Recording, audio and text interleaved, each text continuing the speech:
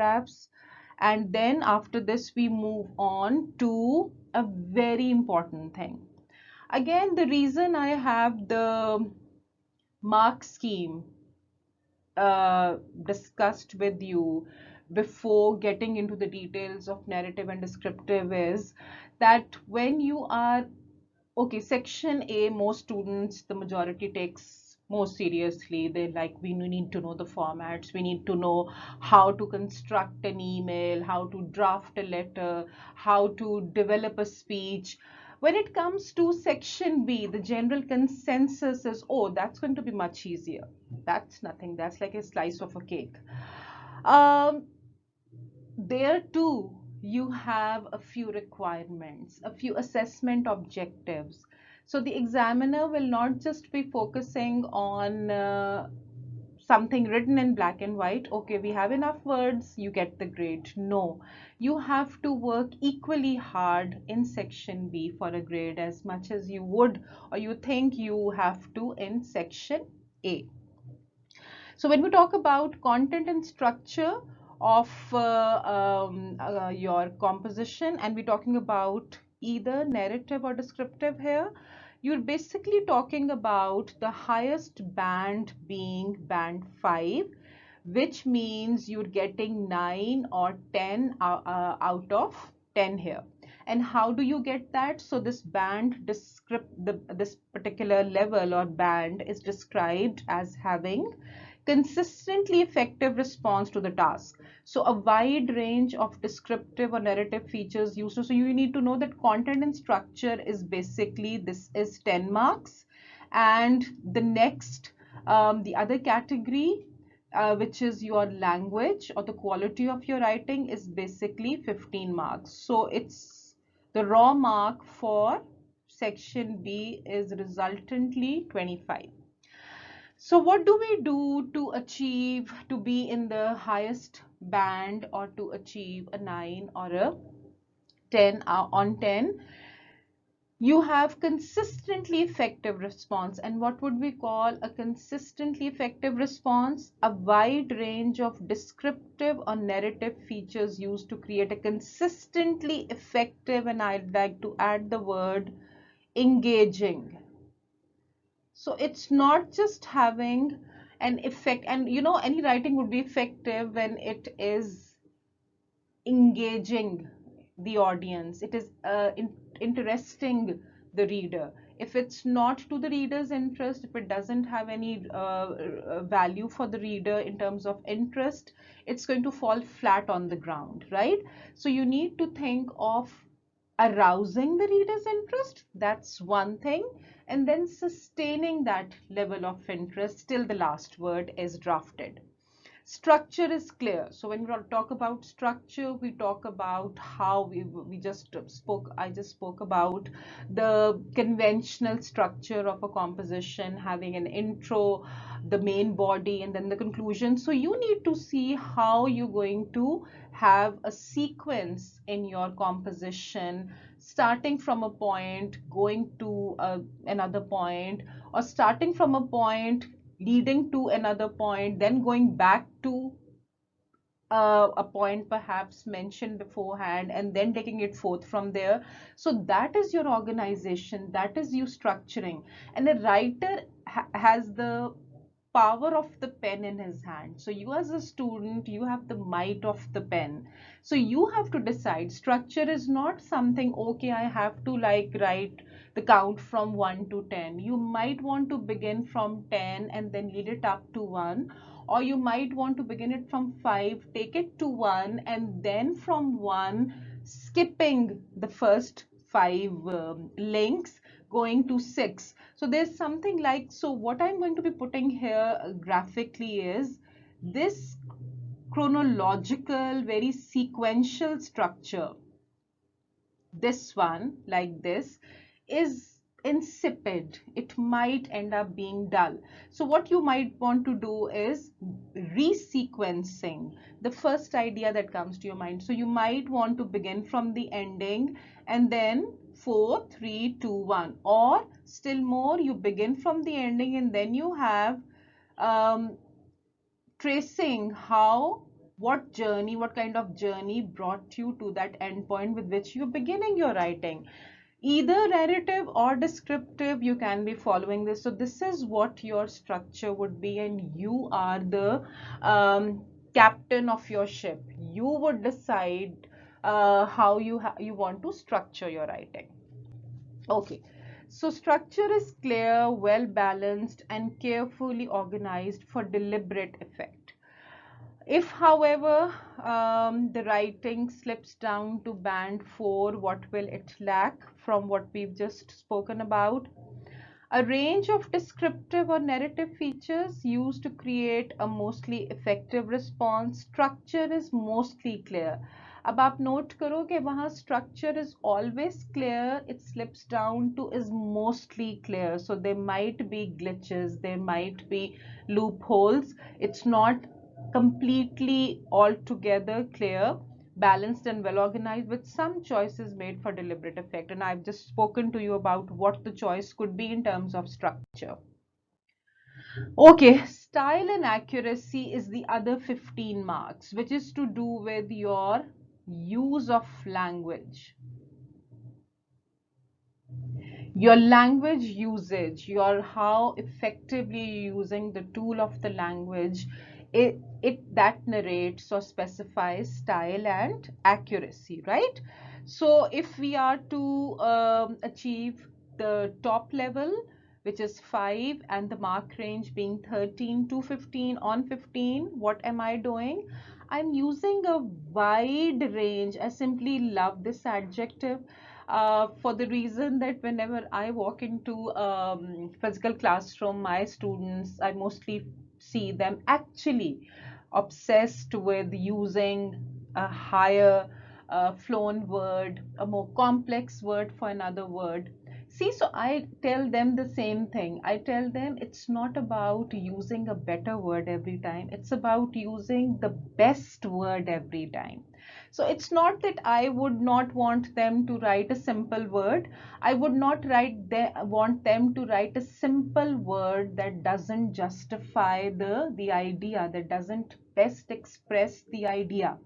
So wide range would mean two things when I talk about wide range of sentence structure or diction.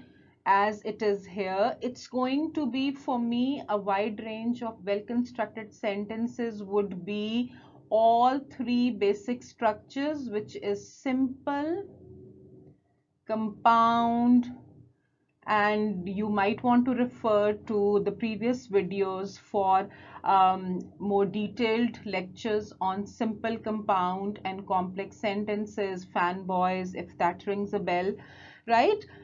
Precise and effective use of a wide range of vocabulary. Wide range means precision and effectivity. So when you talk about wide, you're talking about non-repetitive and specific vocabulary. It means what I've just the thought that I just shared with you.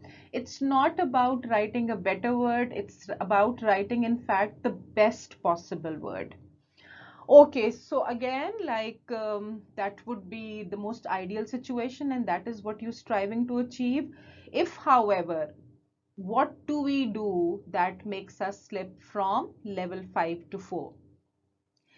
The candidate uses a range of sentences accurately, ठीक है, not a wide range, just a range. So he might just have a mix of simple and complex, no compound, or simple and compound, no complex. So that would be just a range of sentences, including some complex ones. So complex sentences are something that your examiner would actually want to see in your work.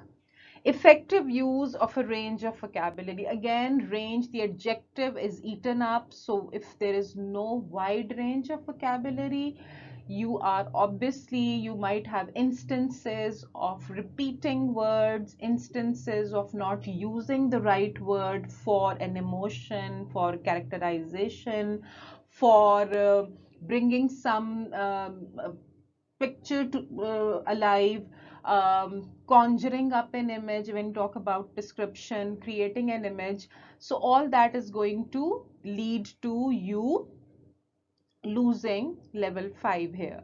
The third point, I did not talk about the third point from band 5 deliberately because I wanted the comparison to be very direct here.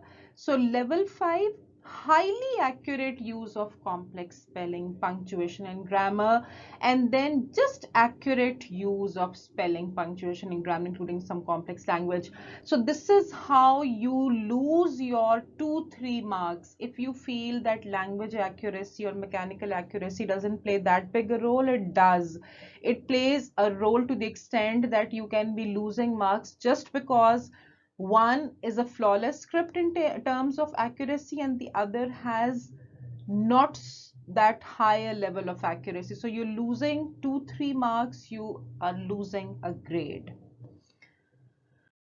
All right, okay. So, just like an expert advice here, that's how we like to call it. Selects a wide range of relevant facts, ideas, and opinions from the text, analyzes and evaluates content clearly in light of the task, develops own clear stance and opinion, clear and effective approach. So this is how you have to be, this is what you have to be ensuring to score in level 5 or band 5, which is the highest level. Acha. So another thing, like when we talk about directed writing, there is going to be since it's more like putting one and one together here. So section A,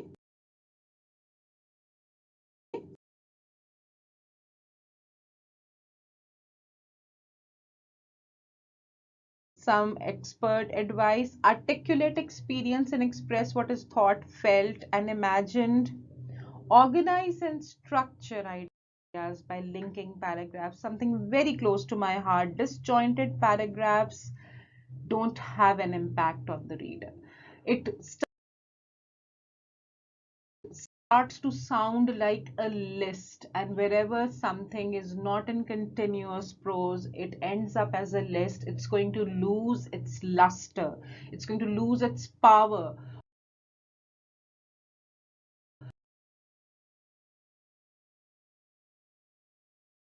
on the reader's mind. Composition should be interesting, should be, must be, whatever you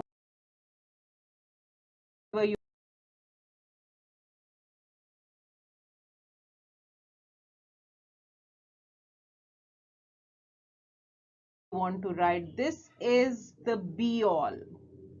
If you're able to achieve the required interest value, if you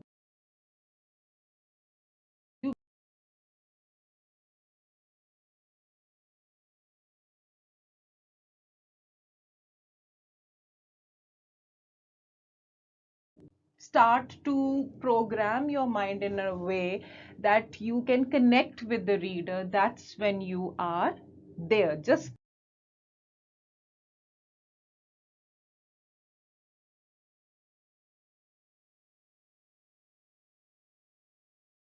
there. Descriptive essays need to have a properly crafted, clearly set image in the reader's mind. So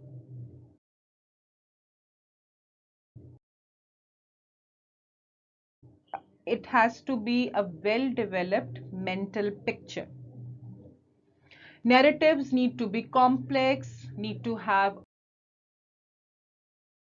a proper plot, sophisticated, and may contain devices such as flashbacks, and you might be using figures of speech as well. So figures of speech are something that do not only come in handy in imagery or for description,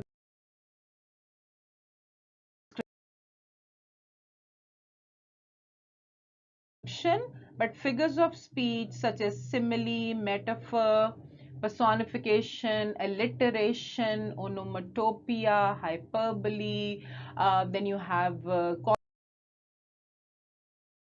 consonants, you have assonants. All these things are, you have antithesis, oxymoron. So these, I've just named a few figures of speech and literary devices which you can be using in your narratives and also your descriptive writing to and live in it, to make it more interesting and connecting with the reader. आप लोग खुद अगर अपने general experience से देखो तो only, even if you are watching a movie, only the movie that where you feel connected with whatever is scrolling before your eyes, would you like. If there's a disconnect, the moment there's a disconnect between the audience and the movie characters or life shown in the movie, it's going to just be the end of it. So the connection with the reader, interesting your reader, is extremely important.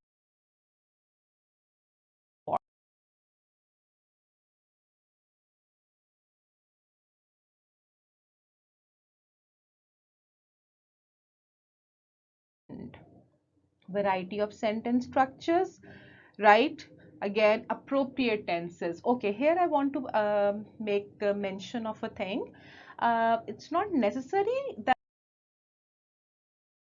that you always write a story in past tense. You can have a nice mix of present and past, especially